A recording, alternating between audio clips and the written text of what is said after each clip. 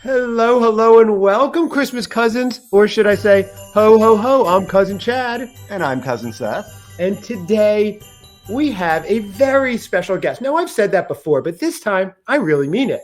We have Bran from Deck the Hallmark, Christmas podcasting royalty, the inimitable Brandon Gray from Deck the Hallmark and Christmas Morning, two shows of which I am a huge fan. Now, Bran is a seasoned Christmas and Hallmark expert. He's an enthusiast. So we're going to dive deep into all things Christmas with him today, specifically how to keep that Christmas spirit year-round, which is difficult, especially right now. We're in May. We haven't even touched summer yet. But first, we're going to kind of delve into a quick recap of Bran's story, his journey, and get to know him more, although I know many of us know the story. And we'll kind of then review with Bran a little bit about our journey on our podcast so he can, give us his reactions and thoughts on it. And then he'll give us his top-notch tips. So it is May. Let's gather around the fire pit. It wouldn't be a fire right now, Seth. It'd be a fire pit. Yes. And let's go. So, Bran, I know you don't always do it in front of a live studio audience. Of course, you could see we have hundreds of people in the audience here today. Oh, my gosh. It's amazing. So welcome, Bran, to the Christmas Cousins. This is amazing. Yeah. Thank you. I'm overjoyed. Did I invite myself on this show? Maybe, but yes. I'm just happy to be here.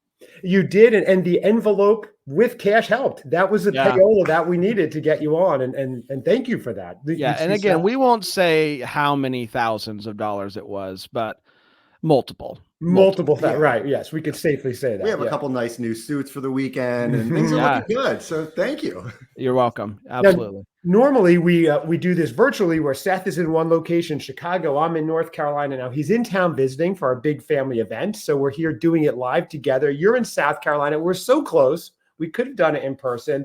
But Bran, I've been a fan of yours and your shows for a long time now. I actually watched a couple Hallmark movies. And then I found you guys somehow, and I only started watching more Hallmark movies because I'd like to see what you said about them. So it was interesting. Yeah, so sometimes I would listen and then go watch. And then I ended up getting a book. So I've been listening. Then I've heard Christmas Morning. We've had Scott on here, your co-host on the Christmas Morning podcast, several times. He was fantastic. He's a music expert on there. But we haven't gotten you yet. So you were like our white whale, our Moby Dick brand. So here we are. Yes. I hope I don't disappoint. I mean, I'm an easy date here, so that's right. I'm sorry it wasn't as exciting of a catch as shoot higher. Go for like I don't know, Santa. Maybe. Well, we're working on it. We're hoping you had a contact. I do. He comes on every Christmas Eve on Christmas Morning. Which is a confusing sentence to say. But he's tough, man. He if it's not like Christmas Eve, he has a hard time getting on the phone. So we're lucky, but I think you'll get there. Okay. Yeah. We want to get him, when it's a good time, when he's not busy, when he's sober, that's not always easy either. So, well, and that isn't always the case on Christmas Eve either. So, no, it's not. Hope for the best. So Bran, tell me, I just want to get into a little bit because Seth and I were talking, it's fascinating.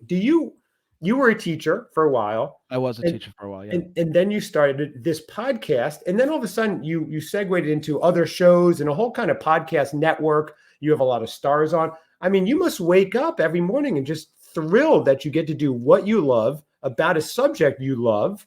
I mean, and now you've been doing it for years to make a full career out of it. That's an enviable thing that so many people want, and you've achieved that. Yeah, yes, I do. It's the best. I'm not going to lie. And people, sometimes ask, like, how do you watch so many movies and do so many podcasts? And I say, it's very easy. This is not hard work. It is so much fun. The fact that I get to watch movies for my job and talk about Christmas for my job. There's nothing about the aspect of recording and watching and stuff it's hard. It's the best. It's the best job. And I'm going to, do it until people stop listening, which is hopefully forever. Cause I couldn't ask for a better job. It's the best. Right. Well, I think Seth appearing here with our 23 million daily listeners is definitely going to help prolong that career. Yeah. And I think Christmas in itself is going to be around for a while. That's so right. Yeah. I'm really banking on that. And the movies themselves, the Hallmark movies, it seems like every year there's more, not just on Hallmark, but Lifetime and all these other different thousands of streaming services out there. So as long as they're making movies, we'll keep doing Deck the Hallmark. And if they ever stop, we'll figure it out. Like I don't. We're trying to we're always trying to evolve and do different stuff like Christmas morning and stuff like that, and find ways for us to continue to do things outside of just talking about made for TV movies. So yeah, it's the best. Well, and that's not something that's going away. I mean, Christmas movies are now as ensconced and as part of the Christmas zeitgeist as the music is and the food is. It's what people do to celebrate. They watch the movie. So you've captured that perfectly, and it's only growing.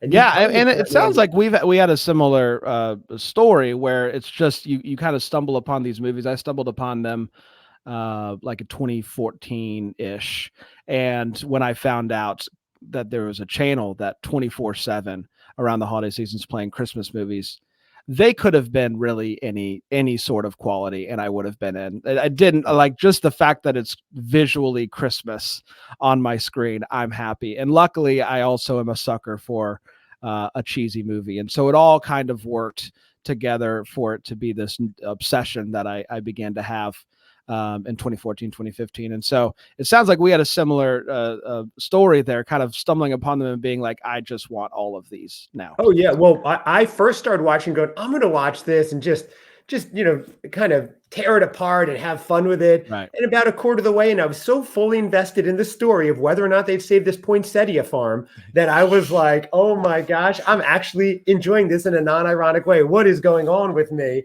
And the worst is when you get to the end of one, if you're watching live, and then the next one starts right up, and you're like, well, I'll give it just a couple minutes and see how it, and the next thing you know, you're 3 deep and it's midnight and you got to figure out what you're going to do the next day. Right. And with your life at that point. Yes, too. Of course. So, and now, Seth, you've had that journey because I introduced you to them just about a year ago, or not even. Right. Yeah. It's less than that. It's it's interesting because I had seen Hallmark movies before over the years, and I wasn't real familiar with the Christmas world of movies and stuff. So getting into that was interesting. But I can see what you're saying. You go into it kind of like you joke on it and stuff, and you get into it and you get really invested in the storylines. And I was just like, oh, okay. And then it started falling up, and then I would.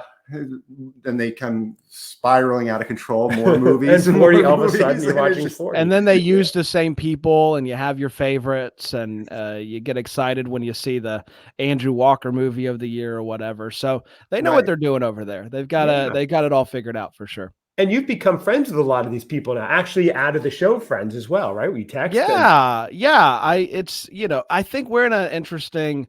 The fact that we are guys is interesting. And it was kind of when we started the show, it was kind of the hook there. It's like these guys, one of them loves them, one of them is in the middle, and one of them despises them. And it was kind of the hook for the whole show is the fact that we're guys. And I can't be the only guy, obviously, that loves these movies. And Dan is clearly not the only guy that thinks these movies are trash. And so I think there was something freeing about that for a lot of the male actors, especially on the network, that they were like, okay, this is like, I was maybe like a little bit embarrassed, like that this is where my career was. And now the movies are so popular, and I kind of have these guys that are talking about these movies that I can kind of feel a little bit more comfortable with. And so, a lot of really cool friendships and relationships have come out of the show, which is just a huge added bonus for sure. It's a great point because you unwittingly almost made it more, more normalized for men watching these movies too. Because my wife doesn't even watch them. I watch them by myself. Yeah, my wife doesn't either. Oh, really? Oh, they should hang out. We should go watch one. Yeah, so, we'll hang out. They'll hang out, and we'll all have a great night. Right, exactly. So, okay, so she doesn't watch them at all. So you watch them largely by yourself, or you watch them with your co-hosts? Yeah. So before the show started, I would watch them at night as she was like falling asleep. I would watch them, and that was kind of my way to get them in. And then when we were lucky enough to be able to do it full time, now I just basically watch them for the most part in the office. So we'll come in on Monday mornings, and during the holiday season, at least, we'll watch, the 2 or 3 movies that premiered that weekend and record episodes and whatnot. And so I still watch them at home occasionally at nighttime, but not as much because I get to watch them. I'm lucky enough to get to watch them during the day. So. And what do you do? Because that was one of your passions. So when your avocation becomes your vocation, when what you love becomes your job, when you're like, I want to take a break and kick back. You used to go, I worked all day. I'd take a break and kick back and watch a Christmas movie. Do you still watch them and go, I'm going to watch this one just without commenting, without thinking, without taking notes? Is that? Yeah. Cool? Yeah, I do. So during the holiday season, when there's a few that I really love, I will go back and watch them at nighttime where I can just kind of enjoy, because I'm the one that has to take notes for the synopsis. And so I'm I'm watching it differently there than I am when I'm just hanging out at home. So it's nice to be able to have the few that I want to go back and watch just by myself, just for funsies. And so, like Biltmore Christmas this past year, I probably watched 3 times outside of just The Office. And so, but then there's also, my wife does love Christmas, and she loves like real Christmas movies. And so we have, obviously our list of favorites that we'll work through during the holiday season. And then I'll throw on a Hallmark movie here or there that I want to rewatch. Right. Okay. So that's been part of your Christmas tradition for a long time. And then of course you started the podcast, and that kind of blew up, and all of a sudden it was like year-round Christmas for you and the Hallmark world, because I know you cover more than just Christmas. And for me, I listen nonstop to your show during the holiday season, and I'll check in and out in the off season because I don't watch Hallmark otherwise, but I know you still do great interviews, and it's really cool the connection you do have with the people and your fans. He has fans. They're called the Double Deckers. Okay. They've got a whole community going. They have Bramble Fest coming up. Yeah, right? Bramble Fest is coming up in July. Yeah, it's a weekend here in Greenville, South Carolina. You should come down. Yeah, when is it? Awesome. What weekend? It's the third. I think it's like the 19th and 20th, I believe. Very cool. Okay. I may have to take the Christmas Cousins jet. That would be an easy flight. Send it down. Okay. And who do you have this year? Any big surprise guests or? So we don't announce the guests that we bring in, simply because we did it the first year and names changed because of they'll get a call to go and do an actual gig, like an acting job. And so we just kind of keep it close to the vest, but we bring in all of our, we have lots of other shows on the network and different people that help out with Deck the Hallmark. So we bring in all of those co-hosts for the weekend. And then we typically bring in 1 or 2 actors for the weekend as well. Right. That makes sense. So they're not disappointed then. Okay. Right. You can't be like, right. Okay. If you announce Tyler Hines is coming, he's got to be there because you'll have 1,000 people show up for it. Yeah. So we just say, come for the fun, and anything else is a bonus. Right. Okay. So that's July 20th. You said that weekend, 19th and 20th. I should know it off the top of my head, which I don't. It is July 19th and 20th. Yeah. In Greenville, South Carolina. Beautiful. That's right. Okay. So what is it? You guys rent out a banquet room or something at a hotel? Yeah. So we're at a hotel. We got this conference room, and we record just a bunch of podcasts live. So some Deck the Hallmark. We do a live Christmas morning. We have a courtroom show called Yo Gavel Gavel, where we talk about courtroom shows on TV and all sorts of different shows that we do throughout the weekend. Do karaoke and just basically party with the people that help support us all year. So it's kind of like it's become a bit of a family reunion of sorts, because you get to know the people and they come every year and stuff like that. Yeah, now with social media, you can keep in touch with them, all year round too. So, Bran, let me ask you, what do you know? Is there any awareness at all of the Christmas Cousins podcast? Because I want to run our journey through you and get your reaction here. So I have listened to your show before. I don't know your backstory. We were talking beforehand. I asked you why you are having a family gathering. Yes. And one, I was shocked that it's not Christmas related at all. But I was also, you tell your story, because now I'm intrigued. Sure. So Seth and I grew up, and we didn't celebrate Christmas. And I married into a family that was huge with Christmas. We've been married now, my wife and I, over 20 years. We met, actually, we were in the 4th grade. We were young. So we've been married for a long time, and her family's way into Christmas. It got me into it, like full on hardcore. Like, I can't believe I've been missing this my whole life. And they laugh at how much I was into it. It's almost similar to you, Bran, not that level, but similar would be like, hey, it's July, let's bake Christmas cookies. And they're like, Chad, this is insane. Stop. So I was doing it. And then my dear cousin Seth, found out he wasn't doing any of the seasonal fun. In the fall, he wasn't getting pumpkin spice drinks. In Christmas, he would walk in and just get a regular black coffee. I'm like, you are missing out this whole. That has nothing to do with what you celebrate, bud. Like, that's just joy. That's if you're not getting a pumpkin spice, I don't know what you're doing. Right. It's typical of my life. Not a lot of joy, just kind of going through it, being mainstreaming it. Tell Bran what you have for breakfast every day. Yeah. This is how much joy he wakes up and has. Yeah, a piece of dry rye bread. I'll toast it to give it a little excitement. Toast it. Wow, wild, man, Seth. That's amazing.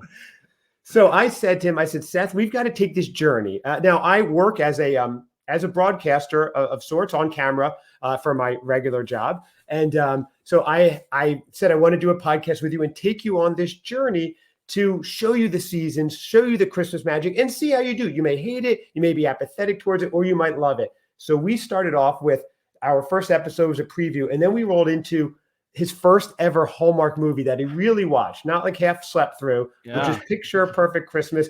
And it's fun, Bran. It's like raising a child and seeing Christmas through their eyes for the first time. He had never seen It's a Wonderful Life or tasted eggnog, and we did it all live on air. And I love that. It's really cool. Fun. And we ended up, go on. No, sorry, go ahead. No, I was just saying we ended up where people got into the journey. They really got into it little by little. It was kind of catching on, and we got the listenership going up and up and up. And all of a sudden we were in all 50 states and 50 something countries, and just people even messaging all the time, really getting into his journey. Oh, has Seth tried this? Seth has to try that. Have you done this? So that was part of it, that we're like, oh, there's something here. We're having a lot of fun. Let's keep going with that. And that's where we are now, 127 episodes in. Growing up, I imagine you all celebrated Hanukkah. Yes. Was it frustrating? Like when you would see all the Christmas around, like now Hallmark is like, hey, Hanukkah does exist. We'll do one movie, a season. Does it feel growing up that like Hanukkah is like the afterthought that nobody cares about? Or were you frustrated with Christmas? A little. I felt, we had 8 days and it still didn't match one big day. It was like 8 games, not comparing to the Super Bowl. But what we did, and Seth, I know you guys did as well, we always went away. So we'd be in the Caribbean, so we'd miss a lot. We wouldn't miss it so much. Yeah. But certainly when you're doing all the school events and you're making all the things that it doesn't connect necessarily with what you're doing. And we didn't, it wasn't like a super religious household we grew up in, and it was a town where it had all different types of everybody. Right. So it wasn't that big of a deal. We did celebrate Christmas with friends and their families and things, but not in the house and decorate. And my wife did. And when I saw that and went to her house one night for the Feast of the Seven Fishes, they're an Italian family, on Christmas Eve, and I was like, oh, this is mind blowing. It's like never ending snow crab legs. I felt like we were in a Red Lobster. It was beautiful. And so, is it the food? Is it the food of Christmas that you kind of fell in love with? Is that what pulled you in? No, for me, it was almost the escapism, that bubble that you're in when it's Christmas time. It's like an alternate universe that coexists with the world. And it was like with the Hallmark movies, you feel like you're ensconced in a snow globe for a couple of hours. Same thing. And it was like, oh, today's a random Tuesday. But no, it's a Tuesday in December. That means I'm having peppermint in my drink. That means I'm putting on this music. So it made every day an elevated experience above the ordinary. And that's what got it for me. And that's where I wanted to share it with Seth and everybody. And that's where we've kind of had this Christmas Cousins community of sorts, where other people are going, oh, that was so fun. I just was randomly listening to you guys do all the pumpkin things at Trader Joe's. We do taste reviews with that, or we do Starbucks versus Dunkin' and try all these traditions. And I get to share it with Seth and go, Seth, you've got to try this. You've got to do that. So it's been a wild journey, and it's been a lot of fun. So, I love that. And you've been a part of it, Bran, whether you've known it or not, because I tell Seth, you've got to listen to this guy's shows. I've listened to every episode of Christmas Morning. Everyone. Thank you. So, I have as well. Yes, you have. Yeah. I've probably heard it more closely because you were talking. So. Yeah. Well, what's funny is, when we started Deck the Hallmark, it was initially just Christmas movies. The whole idea was we're going to watch all, I think the first year in 2018, it was 37 new Hallmark Christmas movies. And we get to January and we're like, well, what do we do now? Like we didn't really have a plan for it. So we just kind of were like, well, they do movie. Like I had never really watched a non-Hallmark Christmas movie. Like my My Hallmark was it's Christmas, that's it, and then January comes around and I watch anything else. And so that was new to me as well when we went into January. But I it's like selfishly, I just wanted it to be a Christmas show. Like I just love Christmas so much. Right. And so that's part of what Christmas Morning was born out of, was this desire to keep doing Christmas all year. And we do it now on Deck the Hallmark too. Like every Monday we do a Christmas movie, and I find ways to inject everything I do with some sort of Christmas all year. But that's why we did Christmas Morning, and Scott was so helpful in getting all of that going, because he was doing another show as well. So it all kind of made sense, and it was just selfishly, I just wanted to keep celebrating Christmas all year. So it all worked out. And so that's on Mondays you do with Alonzo Duralde, who's been on our show as well. Yes. And he's fantastic. I mean, he's such a great guest. Now, what he did, which is really cool, he gave Seth his like top 5 must-see Christmas classic movies. Seth then took his homework and watched them all. Yeah. And we came back and had Alonzo on and did a review of them, because you saw them for the first time. Yeah, there's like the classics, like Miracle on 34th Street, The Shop Next Door, It's a Wonderful Life. So that was fun. Well, I actually did a similar thing with Alonzo, because I grew up in a house that we didn't watch old movies. Like black and white just wasn't a thing we did. And so like I grew up watching Jingle All the Way and the new Miracle on 34th Street and like things like that. That was my Christmas. And so I think it was 2 years ago now, Alonzo was like, I'm going to make you sit down and watch some of these classics. So I went to a similar school of Alonzo and came out the other end with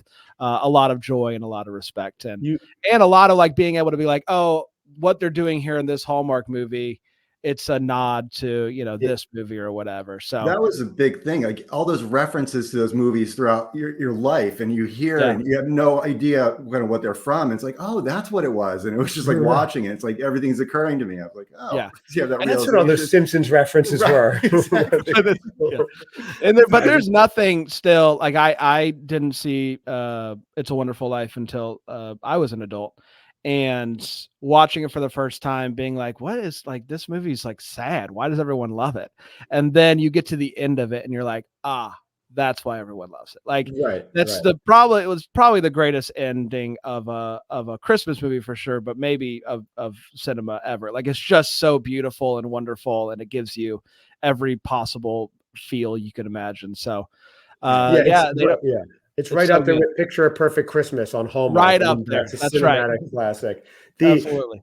Yeah, that was what you do, was 25 Weeks of Christmas with Alonzo. Yeah, that's right. And it was great because one week Bran would pick a classic from 1990, and then Alonzo would pick a classic from 1948. Right. And it was a lot of fun. I enjoyed that series, and maybe you guys will continue it, because that was there's got to be other old ones out there to watch. We actually so on Mondays we've been watching Christmas movies from 2023 that we didn't get to from all these different streaming services.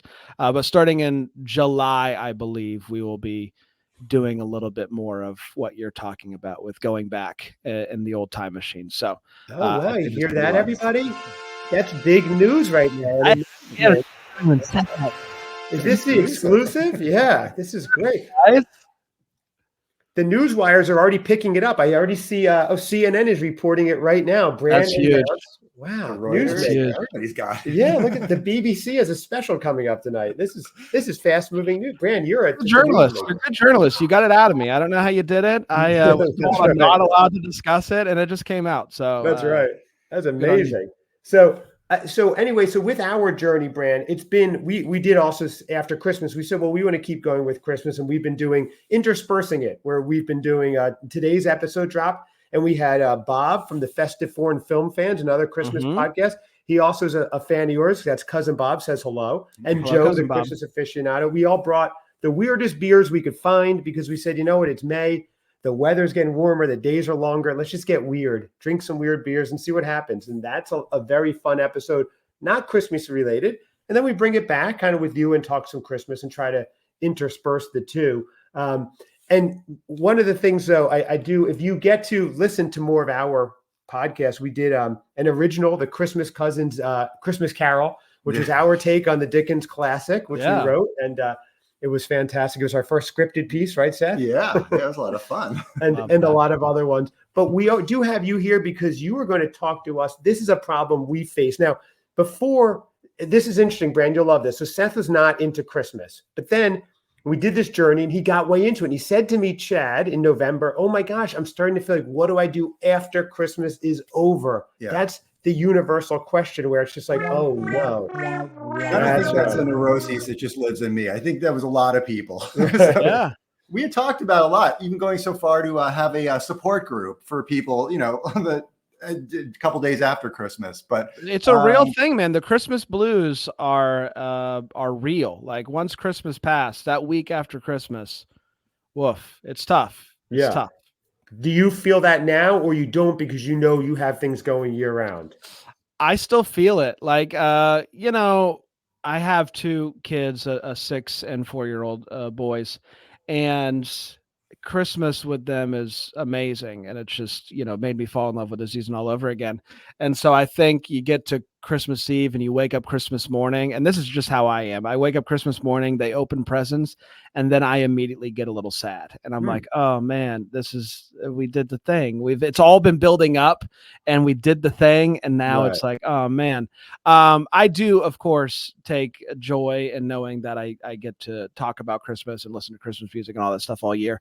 But there's still a part of me that's just like, there's something about the buildup of November and December that is, no matter how hard you try throughout the year, you can't quite replicate the magic of the season. You can try, and I have some tips, but it's all going to lead up to November and December, and you're going to be like, yes, this is amazing. And then it gets to the 26th and 27th, and you're like, womp womp. So it's real. It's real. It is different, right? When you can walk into any store in the country and it is fully decorated, you're immersed with the music and everything. You can't replicate that. Even if you're at home watching a movie, when you go to Target and it's just, you're like, why is there a red, white, and blue flag here? Right. I don't care about July 4th. I want to get going into the season. So that makes sense. It's always fun though when you find, I've found that you find little things throughout. It's so I am Mrs. X. I don't know if you've heard about, I'm my girlfriend or. Well, through the show, Seth has found a new love interest. So we've been following that as an unexpected journey. Hold on. It's a listener? No. That would be great now. We had a dating game in Seth State. So, but no, her and I went out of town. We went to South Haven, Michigan, and we walked into an antique or resale store.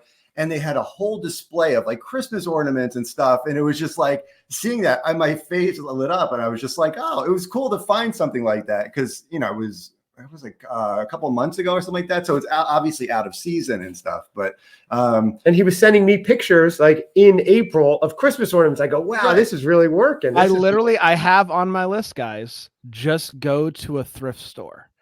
You can go to a thrift store or an antique store or whatever. And without fail, there is some sort of Christmas section, and it's like the weirdest, most wonderful stuff that you can find.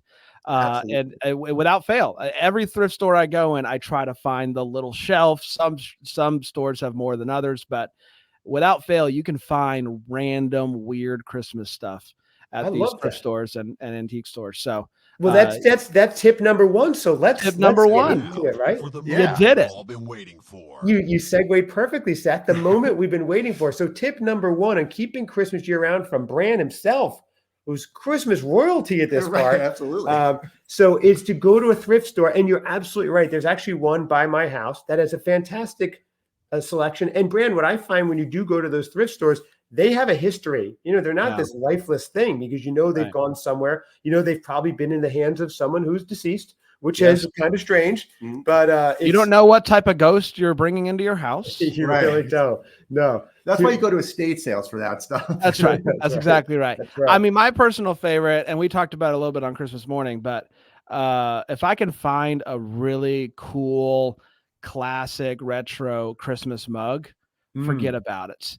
Like that's tip number 2 is coffee, and I'll get to it in a second. But there's something great about finding a Christmas mug you've never seen before, and it's just great. And you know, you got to be careful because you'll become like me and you'll have shelves and shelves and shelves of mugs. And you got to, at some point, you'll have to go through your mugs and get rid of some. And that's hard. But I love a Christmas mug. And so you can always find some of those at the thrift stores as well. And it's just, And they have the added bonus that they may have lead or mercury in them, which really adds a nice flavor and effect exactly from the right. drink. I've always said if Christmas isn't killing you, something else is. And so you might as well just let it happen. That's right. Better to die from Christmas than something less fun. That's exactly right. That'd make a good story. Fran, you really make lemonade out of lemons. I love it. I try to. Yes. But it brings me to number two, which is coffee. Okay. I am drinking right now peppermint flavored coffee. Now it's not like I drink my coffee black because I'm an American. And so I actually for the longest time didn't really do flavored coffee. I thought that it was a weird thing. Like I'd see these bags of coffee at the store and I'd be like, I don't know, I just want coffee. But we've recently, over the past holiday season, our producer Aaron would bring in different flavored coffee. And I was like, this is wonderful. So we have this it's just a hint of peppermint. It still tastes like coffee, but it's just a hint of peppermint. Yes. It gives you that little bit of Christmas. Bonus points if you're drinking it out of a Christmas mug, which I'm not right now, but it's just that little bit. It's just that little thing that can make you go, yes, Christmas. I like that. Kind of connects the synapses with the memories, right? So you just get that taste of it. Yeah. Oh, okay. And there's Christmas creamer, like there's peppermint mocha creamer and all this different stuff that you can add to your coffees, which I just don't do. Even though I do love going to a coffee shop and getting a peppermint mocha, I don't like just the flavored creamers. It doesn't, I don't know. Tastes too artificial. It tastes just artificial. A little bit of the peppermint syrup or extract, you're saying? No. So this is literally the bag. It comes flavored with a little hint of peppermint. And so it just, and you can find them during the holiday season, stock up on them. And then whenever you need a little Christmas boost, like, May 9th, throw it in your coffee maker and there you go. So Christmas flavored coffee. See, that's Seth. It's way better because Seth puts 2 shots of vodka in his morning coffee. Right. That's not going to get you the Christmas vibes. It'll get you some vibes. I'll say if you want to spice things up. Yes, we do. I love down here we have something called Carolina cream, but it's basically just like Bailey's. Right. And there is something about Bailey's and like that creaminess of like a creamy liqueur that can make things a little bit Christmassy as well. If you just want to just spice things up a little bit. Just a little bit. Yeah. Okay. I like that. So I hear creamy thing. I'm starting to check out. No, man, it's good. It's good. I promise. Have you had Bailey's before? I'm sure I have, but it's not a regular drink that I would go for. So go on. I'll do like an old fashioned and then throw some of this in there, and it just like sweetens it up a little bit. Okay. And gives you just a little something. I like that. Yeah, it's kind of like a colder weather drink too, so it gives that feeling. Now, Seth on air did his first ever eggnog. He almost threw up live on air, which is fantastic for ratings. Were through the roof. It was. I also don't like eggnog, so really? I know I'm in the minority there. There's something. I should like it. It has all the makings of things that I like. I just I'm weird with food and drinks, and I have a hard time getting over the fact that there's egg in it. Like it just seems like something there shouldn't be. And so even though I might like the taste of it, there's a mental hurdle in my mind that I can't get over. I tried it again last holiday season. I was like, I should like this, but I can't like it. And so I know I'm in the minority there of Christmas lovers. Is this something your family didn't have around? We didn't have it. No. Because you were in Florida, and eggnog would get pretty rancid pretty fast. I guess. It would. Yeah. It wouldn't stick around for very long. But I can do a hot chocolate any day of the week. Really? Okay. Love that. But just not eggnog. Interesting. Have you tried like homemade versions or anything? Because you do seem like the target market. I know. I need to just keep doing it. It's like black coffee. Like I woke, a few years ago, I was like, I just want to start drinking my coffee black. It's one of those things you just have to do for a little while, and then you get used to it. So maybe this holiday season, I will force myself to like eggnog. These are lofty goals. I like it. All right. See, that's a whole journey you can do. Yes, then. it is a I love journey. I love a good drive. I'm just trying to better myself. We're all just trying to be a little bit better, you know? Each day, a little better, a little Each more accepting day. of eggnog and Yes, humanity. a little bit Yes. more accepting and inclusive of eggnog. Of eggnog, yes. Of And eggnog. humanity if we have time left over. But Yes, eggnog. of course. We're all just trying. Exactly. I have a few more. Are you ready? Okay, let's roll. Bran, I do have one other question, though. Yes. Quick aside, what about Cadbury cream eggs? How are you with those? Because Seth did that on air and almost threw up, too. Don't It's like similar it. to eggnog. I don't You like like it. it. I don't Okay. like biting something and having something shoot into my mouth, which sounds like something you should probably cut out, but Yes. it's just like, I don't like Gushers. I don't like cream filled donuts. I just don't like that texture of stuff. I'm right there with you. Yeah. No Twinkies, no ho-ho. No, get out of here. I don't want, like, I just want to eat the thing. You don't have to make it all special. Don't shoot stuff into my mouth, man. Don't shoot stuff into my mouth. That's right. That's all I'm trying to say. Joe, the Christmas aficionado, is getting out of context clips left and right from this last 2 minutes of conversation. I would expect nothing else from Joe. That's right, exactly. So what is tip number 3 then? Let's go to tip number 3. This is going to sound obvious. Okay. But watch Christmas adjacent movies and TV. I have a few that I go to. So like around Halloween time, I'll watch the movie Krampus, which is a Christmas movie, but it's like scary, spooky. And so it is like a really good like segue movie. Like when I'm still like enjoying Halloween, I'll put on Krampus and it'll be like, hey, it's almost Christmas. And so it works.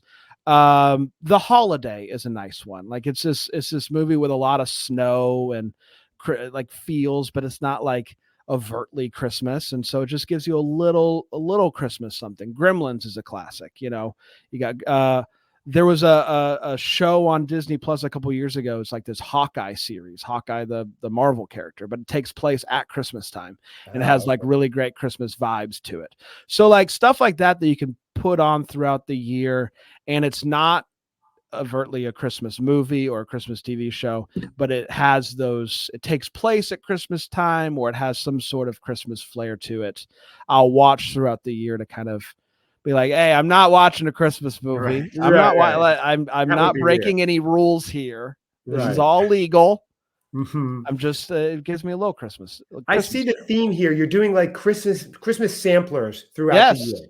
Yes. Right. Okay. Like a tasting menu. Yeah. Yes. Okay. Little things. I like that. That's a good way to approach it. Right. You want it, but don't go full in. That would be weird. It's May, but have a little bit of it. Okay. Right. Like I don't like, you can't watch Home Alone in June. You have to, I mean, you can, and I don't judge anybody that does, but there's some movies that I just want around the holiday season, but I still want some Christmas cheer throughout the year. So there are some movies, and I'm sure I've missed many. Those are just a few that came to mind as I was making the list. That's a good idea, the sampler, right? Because I pounded a bottle of glue wine first thing this morning, and I was just like trying to get in the spirit, and that wasn't a good idea. No, it's too early. It was a little early. We're recording early, but we'll talk about that off air. We'll get you the help that you need. Thank you. Yes. Some support groups. Oh, thank you, Seth. Yes, I appreciate that. So, that was tip number 3. So we're learning a little bit of a sampler. We're getting some movie ideas, The Holiday, Gremlins, Krampus. So what do we have? How many total tips do you have too, Bran? 1, 2, 3, 4, 5, 6. 6. I have 6. 6. Just a sampler too. Not too much. No. I love it. 6. I'm sorry. 4. This is number 4. This is number 4. We'll stay kind of in the same realm almost. But I love Christmas music. It's a huge part of the holiday season for me. I personally don't have any problem, unlike watching Home Alone in June, I don't have any problem listening to Christmas music all year round. Okay. It is, I typically try to see like how long I can make it before I put on a Christmas playlist. And it's usually like March or something like that. But if you are somebody who says, you can't do Bing Crosby when it's warm outside, there are lots of really great instrumental Christmas albums and playlists out there that I think are good for just having on in the background. And it's almost like subliminally putting you in the Christmas spirits, because it's like I hear the Christmas, but it's not like the classic Christmas music that you listen to during the holiday season. So there's like an iHeart instrumental Christmas station, so you can just put that on and let it go. I've gotten really into, there's a lo-fi Christmas playlist on Spotify that I really like, because it's just like super chill, good. Like I get really good work done when I listen to lo-fi music, and like having like little Christmas ambiance around that works really well for me. And so finding playlists or online stations that you can listen to that have a ton of like instrumental elements to it, I think is a really good way to stay in the Christmas spirit without stealing what you do during the holiday season itself. Right. That's true. Because if you listen too much during the regular during the off season, when it comes around, you're going, man, I've heard White Christmas 1,000 times just since May. It loses, I guess, some of its effect. Okay, so that's a good idea. A little lo-fi. That's nice. Yeah, playing in the background, and it's going. But you're still getting the feel. Now, Bran, I think subconsciously a lot of this is protecting you and the people who try this from getting those Christmas blues, because okay, it's not going to be cold turkey and just completely done. I have this lo-fi. I have these other things at my disposal if I just want to taste. So it's not completely gone for the year. I like that. Okay. That's what we've got to do. Yeah. Okay. I like that. These tips are fantastic. I'm going to be implementing most of those today. Absolutely. A lot of them. I think we skipped this, all the family festivities, Seth. We go right into all of Bran's tips this weekend. Good doing this. Yeah, everything works out. I'll let her talk to my wife, see how she thinks. I'm sure she'll be fine. I'm sure she'll be fine. Totally fine with it. Yeah. Well, we'll tell her Bran said so. That's right. That's the pass right there. We have a doctor's note. This next one is maybe not for everybody. And if you are, married, you might have to get your significant other on board with this. Luckily, I have. Okay. I keep a 3-foot Christmas tree up all year. Yes. In the corner of my room. Your bedroom, you mean? Yes, my bedroom. Yes. And it just stays up, and it has like a few ornaments on it, has the lights. And whenever I need a little Christmas boost, I go and turn it on. And it's small enough to where, and it's out of the, like, people aren't walking into your house being like, this freaking guy, like, what's up with, like, still get your Christmas tree up. It's in you could put it in your office. I know that Scott from Christmas Morning has some Christmas decorations that he keeps up in his little area, whether it's your room, your office, just a space that is your own, and you just keep it in there. Maybe you turn it on every night. Maybe you just turn it on like myself. We need a little Christmas joy. I feel like it's out of the way enough and small enough to where it's not weird, but it also is enough to get you like, yes, Christmas. So that's year round. That's the only thing. In other words, if we were to visit your estate, the villa that Deck the Hallmark built, and we would see no other Christmas decorations except that one tree in the corner. In my house, yes. We do keep the office decorated all year. We have a Christmas tree in the studio and stuff like that, because you never know. But in my house, yes, we keep a Christmas tree up all year. Now, are there some nights where your tree is on, and does your wife come in and go, Bran, is everything okay? See, the tree is on. It's not a sign. Okay. She loves it. No, it's not a sign that I'm sad. It's just a sign that, like, this would really enhance my day by just putting on this Christmas tree. And luckily she is on board and loves it. So there you go. Good. Okay. That makes me feel better, because I pictured like the cat got run over. Bran's got the tree on, our taxes went up. Bran's got the tree on. Our property taxes are through the roof or whatever. Yes. So, yeah, for sure. It. All right. It's not a sign for help. It's there. I like that. That is good. I did have a little tree to my left. You can't see it here, that I had. And I was like, I'll have that for after the season, just on my desk. And one day it was gone, and I have not seen it or even asked. So I don't know where it is. I think a lot of people, when they're taking their Christmas decorations down for the year, they don't even think about it being a possibility. And I just say, why not? Why not keep one little thing out that you can look to throughout the year and just be like, yeah, man, Christmas is awesome, ain't it? One thing. Yeah. One thing. Okay. Just You one talk to my wife later, cousin Leslie, Right, and try you to see win what you her. can do. I'm scared. She wants it away. It's going away. Not in So. my house. Right. We'll play her this segment. Why not? Yeah. Yeah. Why? I'll raise you this. Why not? If you can give me a reason why not. It's just a little guy. Just Just a little, little guy. right? What? I'm Right. not asking to keep the full boy up. Just a little Right. guy. I think the trick is put the full boy out, and then she'll be happy when we settle on the little guy. That's right. That's If she right. gets home today and there's a 9-foot tree out, she'll be very happy for the What are you 2-foot doing? tree. Set it up. We got time. Before she's back. That's compromise. That's marriage. Oh yeah, exactly. When I but to get my first car, my parents were like, "What kind of car do you want?" And I go, "Well, I want a Mercedes." So we settled on a Volkswagen somewhere in between, because otherwise I would have gotten the Yugo. I know it. You have to anchor your negotiations high. That's exactly. You're just playing the game. That's all. Exactly. Okay, I'm going to do that. Let's get the tree after this. So we are on tip number 5, I believe, right? No, that was 5. No, we're on number 6. Oh, we are on the I have last. one more. But I like that last tip. That has inspired me to take out. I got probably a 1.5 foot porcelain one. Yes, the plug retro. it in. Yeah, I think it was great, but it was part of that kind of the doldrums of putting everything away and kind of after the season was over and I put it away. It especially helps when you're putting stuff away to know that there is the one thing that you're going to leave out. So it kind of makes it a little bit easier You're right. And it's not big and intrusive or anything. So that's right. Okay, right. So knowing one thing stays, then it's not completely like it's here and then it's gone. Yeah, like and if anybody questions you on it, just be like, at least it's not hard drugs. Right. I could be doing something way worse. Well, that's an actual conversation I have to have. Right. So you're suggesting Seth stops that and gets a tree. I like that idea. I would say just try it. I'm not saying that is the answer for every hard drug, but most, I think. But if I find Seth nodding out in a corner holding a porcelain tree, Bran, I'm going to call you. I'm going to be a little disappointed. I understand. I have not seen that happen, but it is a concern. I think it's valid. It's all part of the weaning off process. So.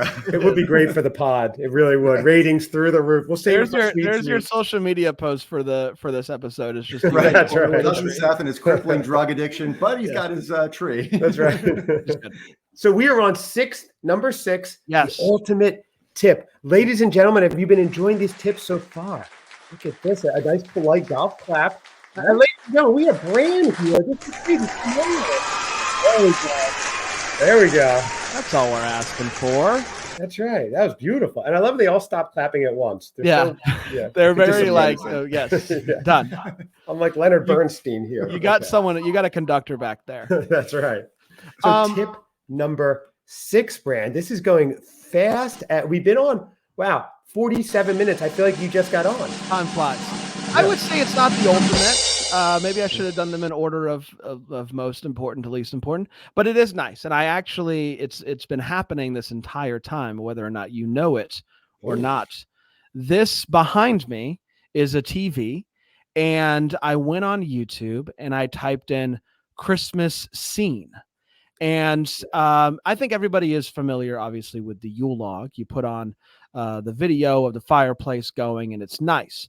But what I've noticed the past couple years, at least on YouTube, is there's been an influx of just Christmas vibe videos that are like 10 hours long. And it's just like, this is just like a nice coffee shop scene that is like animated, I think, but it's just nice. And whenever I'm in the mood, I come into my office, I have this TV behind me, and I just put on a Christmas vibes video, and it just kind of transports you into in this case, a coffee shop at Christmas time. And it just, gives you a little Christmas feel. And so there's all sorts of these videos on YouTube. There's so many of them. And so just find one that kind of fits what vibe you're looking for that day. There's also fall ones that I'll put on occasionally if I just kind of want a nice fall tree or something like that. Right. So you lots of put on philo.com/DTH if you want some vibes as well. That's exactly right. If you want some Deck the Hallmark vibes. But yeah, this is a free and easy way to just give it, like, almost transport you to a Christmas scene just for a little bit while you're maybe doing some work or whatever. I didn't even realize that was a TV behind you. I just thought it was like a picture or something. I couldn't see. So yeah, you can't okay. really see the movement, but there is some movement. I think it's snowing in the windows and stuff I like that. do put those on, but I have not thought to do it in May. So that's why this is such a public service, this episode. Absolutely. I think we may have to do that. Yeah. Again, I just say why not? Why not? Right. I think that's going to have to be the slogan. We're going to put it right here. Why not, Seth? Mm-hmm. Think slower. Why not? Two stickers we'll have on our I computer. don't think I can think any slower. Something like that. Snail's pace. Yeah. So we have the 6 tips. This has been fascinating, Bran, because you've done it. You've done the work. You've tried this out, and you've been able to kind of overcome those off-season Christmas blues. Keep just enough going that it doesn't spoil the season, but it doesn't make you bummed fully when it's over too. And that's what we're all trying for here, just to make a little magic every day. Yeah. That's right. And obviously, if you're listening to this show, you already, subscribe to a Christmas podcast. But a bonus one would be, there's lots of them out there. Christmas morning as well. Yes. Christmas past. So many. And you guys are great about bringing on different podcasts that are in the Christmas realm and saying, hey, go check them out. But subscribe to them and give them a listen. And it never fails to put me in a little bit of a Christmas spirit to listen to a Christmas related podcast. So there's lots of them out there. Many of them like ours are going all year. So there you go. Yeah, that's right. And then it is, when you see there's like-minded people out there, when you're not alone, things feel more surmountable as well. So that's great. That's a bonus 7th tip. Brandon, I know but that's been the best part of doing these shows is realizing that you're not the only weirdo out there. Like for a long time, I was like, man, like I have a problem. I just listen to Frank Sinatra. It is hot outside. I need some help. And then I've discovered that there's lots of other people like me. And that's, I don't know if that is a good thing or not. Like maybe I do actually have a problem and this is only feeding that problem. Right. But I think I'm okay with that. Yeah. Brian, I know we're keeping you a while. I do have one more question because that brought up a question. So you grew up in Florida. It's very hot. Did that make you almost part of your Christmas love because you were romanticizing colder weather? Because I lived in Florida for a few years as well. And I got to the point where I just wanted to go to the mountains and get a cool breeze and started romanticizing that. Did you find that's the case? Or maybe that's why it's so imbued in you? Yeah, 100%. So I was born in Florida, Orlando. And for a few years, I think when I was 4, 5, and 6, we lived in Maine, polar opposite, because that's where my parents' parents, also known as my grandparents, is one way to say it. That's where they lived, and so they wanted to be closer to them and all that good stuff. So we lived up there, and I think it was the combination of experiencing that and then for the rest of my childhood not having that anymore and like being able to experience the magic of a white Christmas. There's something when you can't have it that makes like longing for it even more magical. And so, but really it's just like the overall aesthetic of Christmas. It's just, there's something about it that you can't beat, whether it's 100 degrees outside or -10. You can get yourself in the Christmas spirits around the holiday season just because of it's just the Christmas vibes. It's to compete with. You can, and you're living proof, and it just makes it the day a little bit better. So, and you've discovered it this year, Seth. Right. Well, that was I looked at it as a happy accident or a byproduct of all this was like the community at large and how many people there are and stuff, and all the people we've talked to and met, like yourself, and it's just like you were not, let's say, by yourself or isolated, just to there are a lot of other people doing it out there and stuff, and it's so it kind of carry over throughout the year and stuff. But it is a wonderful, weird little family for sure. Yeah, that's a good way to describe it. Wonderful and weird for sure. And Bran, we really appreciate you joining us today. This has been fun and eye-opening. I've got a million more questions, but you do have a life to get to. So at another time, I will, unless you block me on Instagram or emails, I will reach out and we'll get those other questions answered. Yeah. I'll go ahead and unblock you. I blocked ahead of time. I anticipated this going worse than it did. So I'll unblock you. This is wonderful. And I can't wait to come back. And honestly, I would do this every week if you would have me. So thank you. Really, any excuse to talk about Christmas, I'm in for, but especially when it's with wonderful people. This is so much fun. We appreciate that. Thank you so much. And everybody, of course, check out Bran, Deck the Hallmark. Check him out on Christmas morning, and also philo.com/DTH and everything else they have going on. Books. He's the king of all media nowadays, the Christmas king of all media. So it's amazing. Bran, thank you so much. And we look forward to speaking with you again, and best of luck with continued success. And everybody, reach out to us at Christmas Cousins Pod or christmascousinspod@gmail.com. I'm Cousin Chad. And I'm Cousin Seth. Thank you, Bran. Bye, cousin.